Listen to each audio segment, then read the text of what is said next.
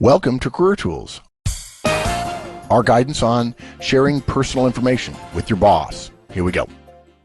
Okay, Wendy, so at our conferences, typically the Effective Manager Conference, we ask everybody who here shares everything with their boss. And everybody immediately raises their hands. Of course, no hands ever go up. And the point of that, the point we're making when we do that is we're asking managers who are there to understand that their directs don't share everything with them. Right? And they realize, oh, yeah, there are so many managers who think, oh, my people share everything with me. I'm just smarter than that. And so therefore I don't share with my boss. Well, no. Whatever behavior you engage with your boss is likely to be mimicked, not mimicked, but very similar to how your directs treat you because you're their boss and they're not dumb. So we know that no sensible professional shares everything. And even though many of us think our personal and professional lives are separate, and we wouldn't dream about telling our boss about children problems in school, medical problems, and so on. There's still hazards here that we need to be aware of. Yeah. Some people don't share anything, and some people share everything, and there's a place in the middle. It's probably a better place than at either end. Okay, good. So what's our outline? Okay, so first of all, share as much as you want. When you want consideration, share more. Don't expect confidentiality, and judge risk by your boss's behavior. Okay, good. I'll tell you, when you and I first started talking about this cast, I kind of said, ooh, share as much as you want. But the guidance is accurate, so let's go. Now, we start by saying this. Some people mistakenly believe that their boss is their best friend, and they tell them everything. We don't recommend that, right? No, I once worked for a woman I was temping for her secretary who was off on maternity leave. And the boss would phone the secretary every morning at 7 a.m. and the secretary would tell her what to wear. Wow. That's too close. And we're not going to go into that on this, and there are reasons not to have relationships that are that close. Right. Lots of reasons, but that's really not what we're covering today. Really what we're covering is the people who think the opposite, who have a really clear separation between their personal things and their work things. Yeah, for those people who don't want to share. Yeah, absolutely. That said, you have to be careful, guys. If you're not willing to share at all, you're essentially saying, I'm less than a complete person to your boss, and your interest in privacy is completely understandable. If you wish to behave that way, that's okay. But there are, unfortunately, repercussions of that. You're keeping your boss at a distance can put you in situations where he or she doesn't know you well enough to trust you well enough, and so on. And that can be difficult as well. And so I assume this would be guidance for somebody who doesn't like to share anything and who might be able to say, my boss is unaware of my kids' ages and names. Whether he wants to know it or not, it doesn't matter because I haven't told him that. Yeah, and I'm choosing not to. Yeah, I'm choosing not to. Okay, so I assume we're going to tell him, we're not going to tell him everything. No, absolutely not. As I said, both ends of that spectrum are not great places to be. You don't have to start suddenly telling your boss everything. But we're going to try and convince you that there's a professional value in sharing more. But there is no requirement for you to bring your personal life into your workplace. There isn't. Yeah, I think that unfortunately when it comes to bosses, people think professional, and too many people define professional in a specifically not a-personal, but anti-personal way. And guys, that's just not so, because you bring your intellect, your emotions, your considerations, your family issues. Even if you're private, your family, your time alone, your relationships outside of work affect you. And there just seems to be an awful lot of people who do one or the other, who overshare with their boss, meaning they share everything, which, folks, that's not appropriate, okay? The fact that it is initially a professional relationship means that there are some rules. For those people who then say the other extreme, well, they say, well, okay, fine, Mark and Mike and Wendy and Danny all say, no, you can't, you're not supposed to share everything because you can't be friends with your boss. Then some people say, well, fine, then I won't share anything. And we don't agree with that because you are a whole person. And it is detrimental to your relationship with your boss. Many people don't understand that even though Mike and I are former military, and you might assume grossly mistakenly that the military runs on role power, manager tools and career tools are all built on the power of relationship power, meaning developing a solid, significant relationship in the professional vein. But professional does include personal. You cannot say, I trust someone, and then know nothing about them personally. Or let me put that differently. It is unlikely that you can develop high levels of trust with your boss if you say there will be no personal. You will not know. That's simply against human nature to do that. And so you don't have to tell everybody everything. And telling too little is probably not helpful. Some people share more. Some people share less. Okay. But we're saying here, share as much as you want, but recognize either end of the spectrum is probably inappropriate, and feel free to get to know your boss before you feel like you can share more with her. If in the first 6 months you don't want to share anything, we would respect that.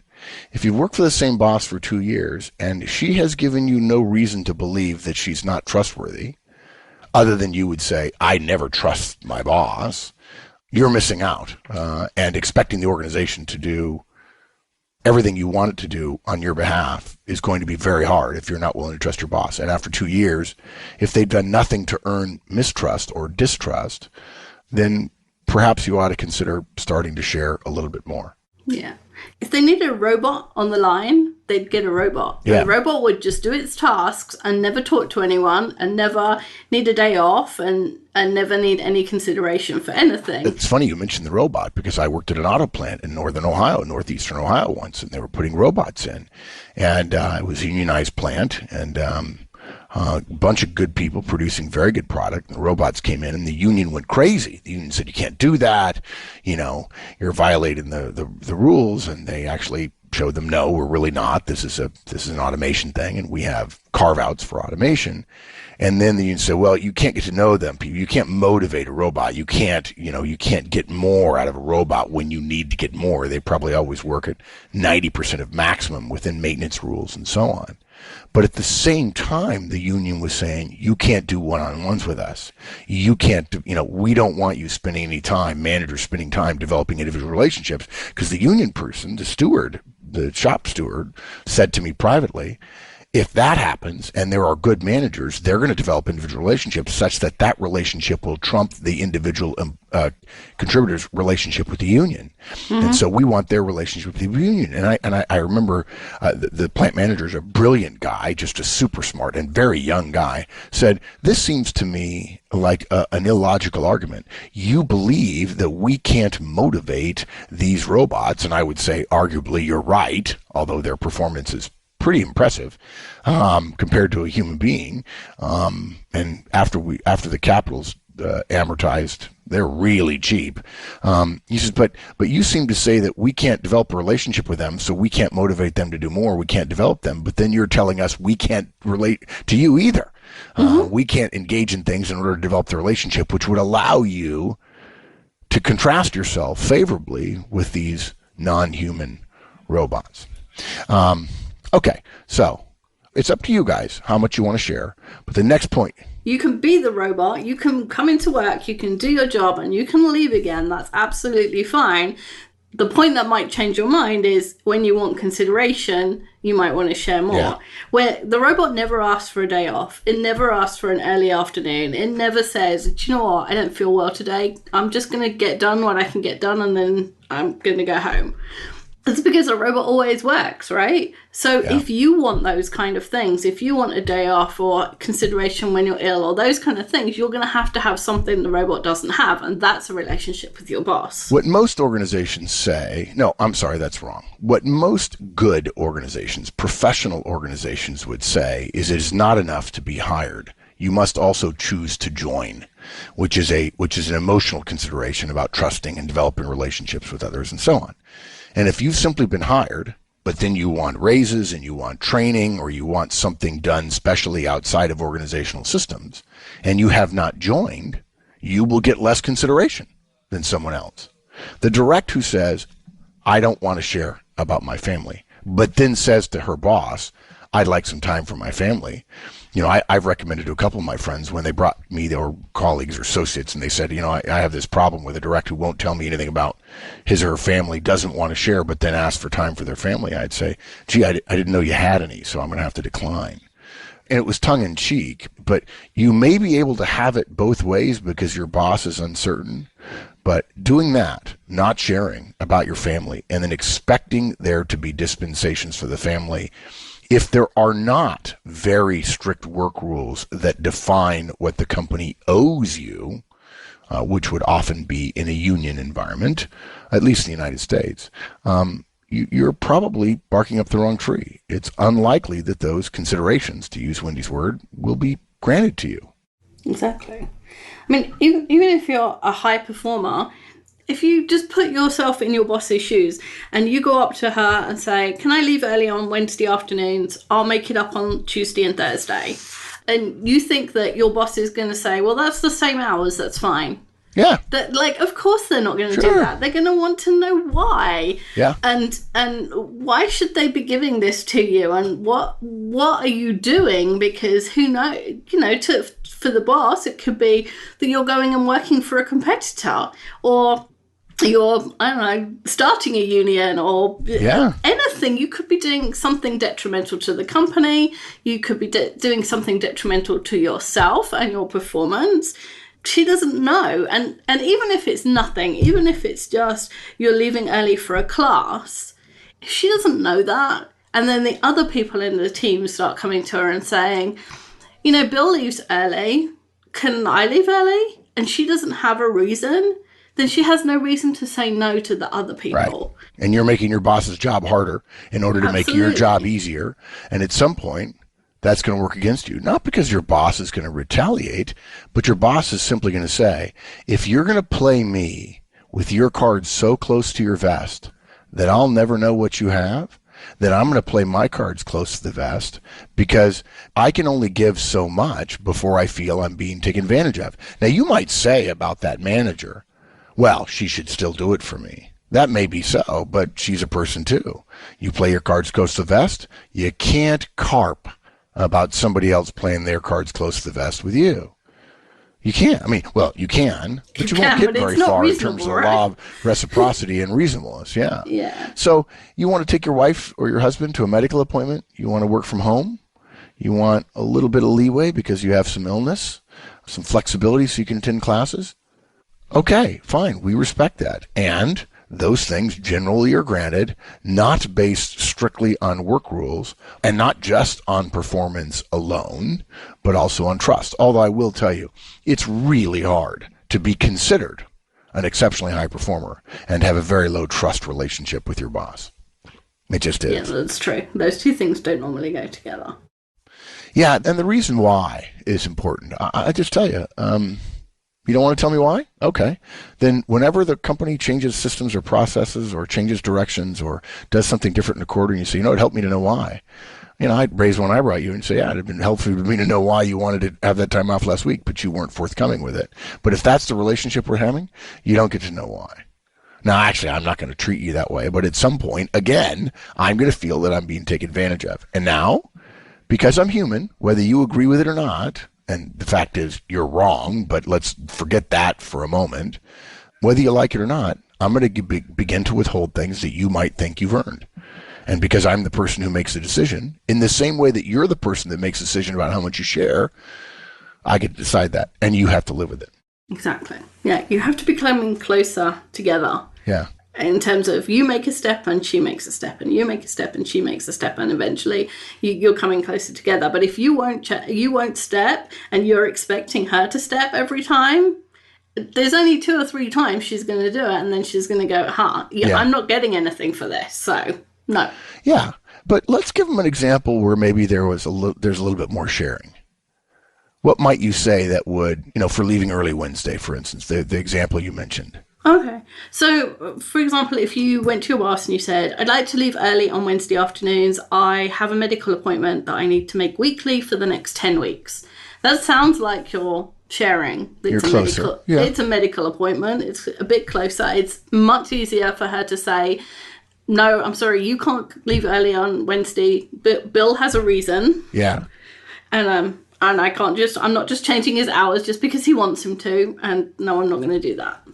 So you're saying that more sharing makes it easier for her, your boss, to say, yes, I've made a dispensation for Bill, this guy who asked for time off for the medical appointment, and she understands why, and she cares about Bill, and she respects that doctors may not have the hours or the appointment times that are perfect for our operations facility, whatever, and that allows her to be able to say, when somebody else says, hey, I'd like to leave early, Bill gets to leave early. No, I'm sorry, Bill and I talked. I understand the reason why. I believe it's a legitimate reason.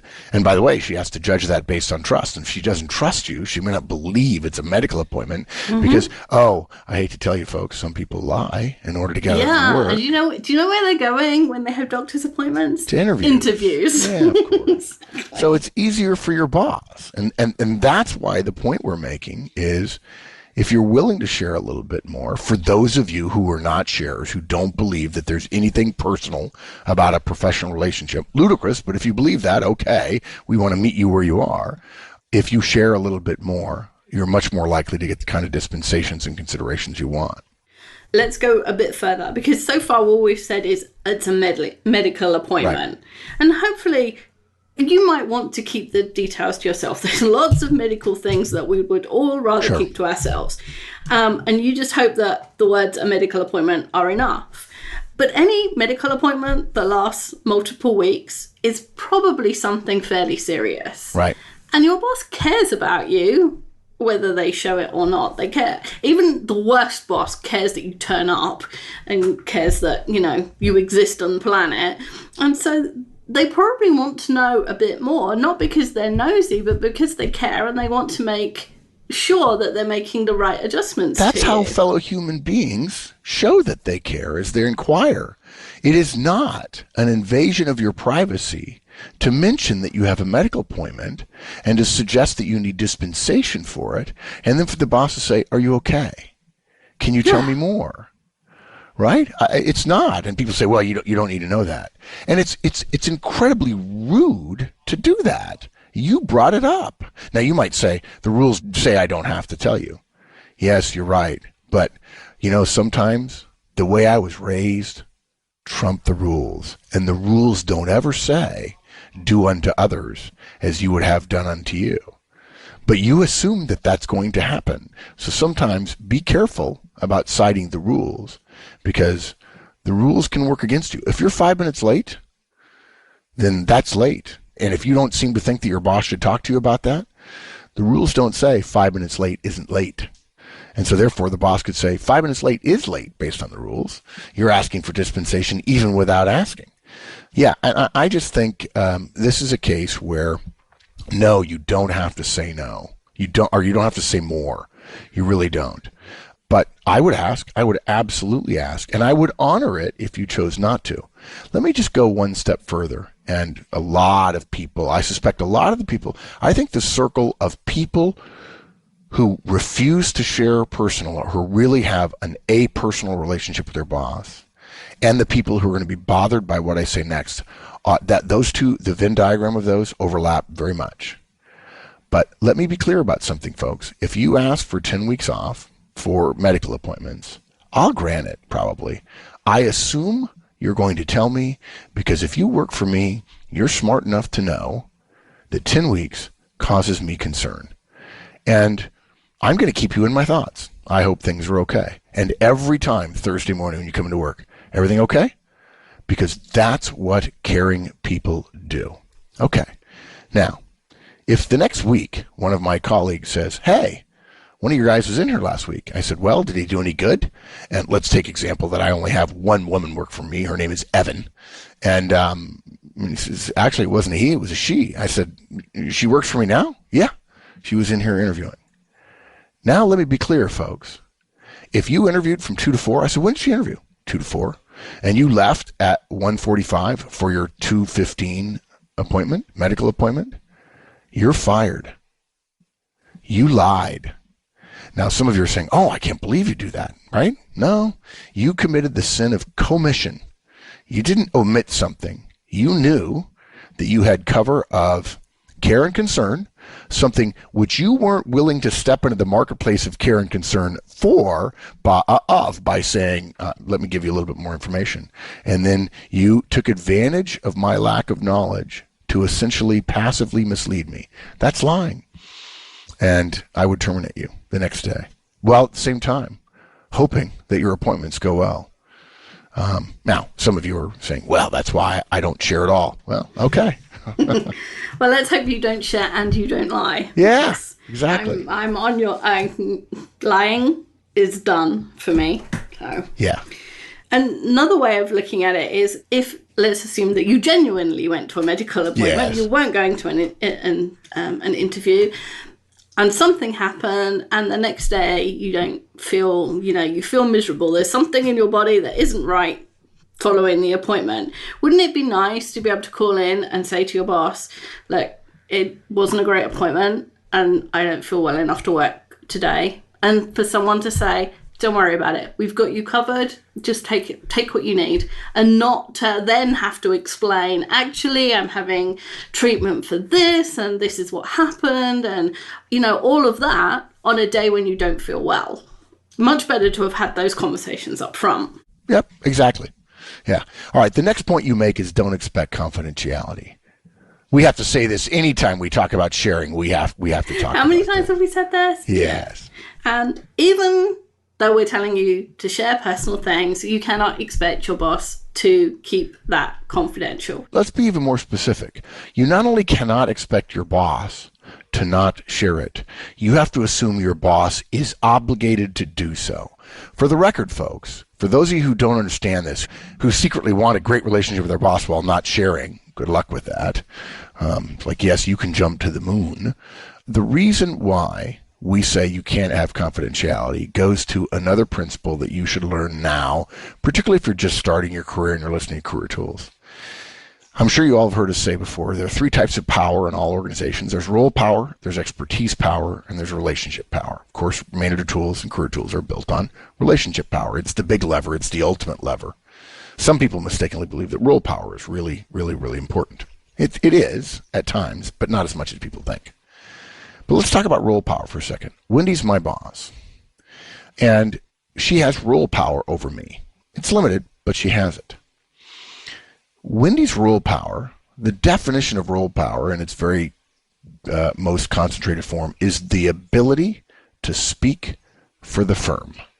Meaning, let's take an example of the CEO changes the accounting system, or the CFO changes the accounting system, and there is a waterfall series of meetings in which Wendy as a manager is told, okay, you got to tell your people, here's the new accounting system, here's the new expense reporting system, blah, blah, blah, blah, blah.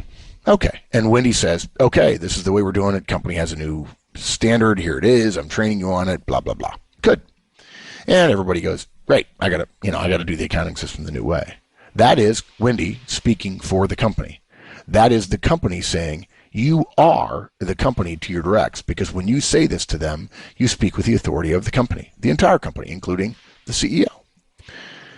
What people don't understand is that what that means is if Wendy speaks for the company, then when you speak to Wendy, you are speaking to the company. That's the parallelism, the reciprocity rule that allows that to happen. Wendy can't be able to speak for the firm, but then privately be able to listen only for herself. That puts her in a duality that is not sustainable in organizational theory and organizational behavior. So when you speak to your boss, you can't assume confidentiality, and it's safe to say you should assume that confidentiality will not only not be considered, but will be broken.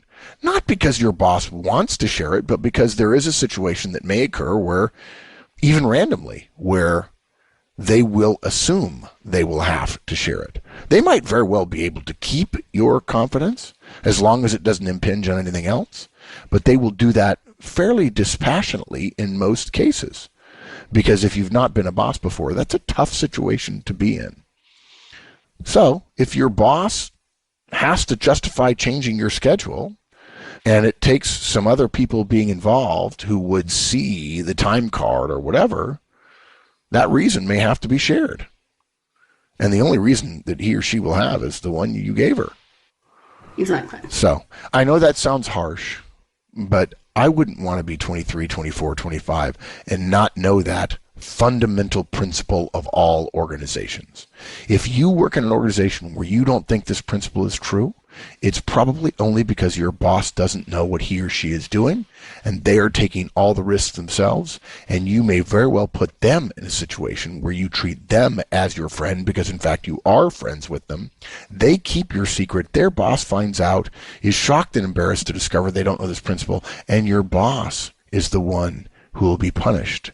Because when you ask for confidentiality, you can do that all you want, but your boss granting it is the error, is the risk, is the fault. Sorry, boy, I sounded like that was a sermon there. I didn't. But I don't want people to trip on that. I don't want people to trip on it. Anything I ever tell you, I assume that Mike knows too. Yeah, absolutely. Because you own the company and there's reasons why you might need to tell him, so. Yep. Okay, so the final part is judge risk by your boss's behavior. And clearly there is risk in exposing your reason for needing dispensation. Like, some bosses are threatened by people who take courses outside of the workplace because they think that you might leave. If you say, I need time off for an MBA, they might say no, or they might make your life harder in other ways because they're afraid that you'll leave if you've got an MBA. There's people without children who are completely baffled as to why you need to be at every Christmas play. Like, the child's he's going to have another one next year. Well, why do you have to go this time? There's bosses who have never experienced illness or the illness of someone close to them, and they don't understand how that affects you. So there's some people who might do something deliberately, and there's some bosses who might do something out of ignorance. Mm-hmm. But the reception's not always going to be what you want it to. And some people will give you the dispensation that you want, even though they give you a hard time about it. And some people will refuse, and they'll hold the whole thing against you forever. Yeah. One of the things we say when we're interviewing is past behavior predicts future behavior. Yeah, or put differently, more precisely, the best predictor, not the perfect predictor, but the best predictor, and therefore among intelligent professionals, the only predictor of future behavior, is a studied review of past behavior. Yeah, exactly. And since most people are not on a conscious effort to change, not on a path of conscious effort to change, probably what your boss will do is what they've done in the past. Yeah. So, I mean, often sharing more is received much better than we think it's going to be. We build it up in our minds, and often people are human, and they say, of course I'll do that for you. Yeah. And you have to judge the risk based on what your boss has done. What your boss has done in the past. We can't tell you what that is. And I'll tell you one of my pet peeves. When Wendy and I were talking about this guidance, I laughed because it's one of my all-time pet peeves. People assuming that when they have children that are ages 3, 5, 7, 10, 12, 14, that they're going to be able to go home early for pageants and plays and because of commute times, and they're going to be able to coach soccer or coach Little League or coach football. And all the single people have to stay home. Yeah. Stay at work. Yeah, but my point was that okay, they ask for time, and they're shocked if their boss doesn't give it. And then some of those people then are shocked when the boss comes down on Thursday afternoon and goes, look, we've got a problem. I need everybody to stay late tomorrow, a couple hours. We need to have a meeting. I can't take people off the floor. We have a heavy call load tomorrow, for instance, in a call center, and I need you to stay late. And people look and say, you can't do that. You can't do that to me. Well, but why not? We gave you some dispensation your way. Can't you give us? I've given you 10 hours off this month, and I paid you. Why wouldn't you give me 2? Well, I need more notice. Well, but you didn't give me any more notice. And the person goes home and says, I can't believe those people. And that leads us to our summary, right? Which is reciprocity. If you want a favor from me, generally speaking, most people assume you're going to give something first. And so from your boss, you probably have to give him a reason to give it to you. Maybe it's a little more detailed than you might normally give if you're not an open person. But now you have some calculus to consider about whether or not you really want it or need it, and whether or not you're willing to play the human game call it a game if you want. Play the human game of reciprocity. Exactly. Good. Okay. Thanks, Wendy. Thanks. Bye, everyone. That's it, everybody. Sharing personal information with your boss. Got to be careful. There are boundaries. Come back next week. We'll see you then.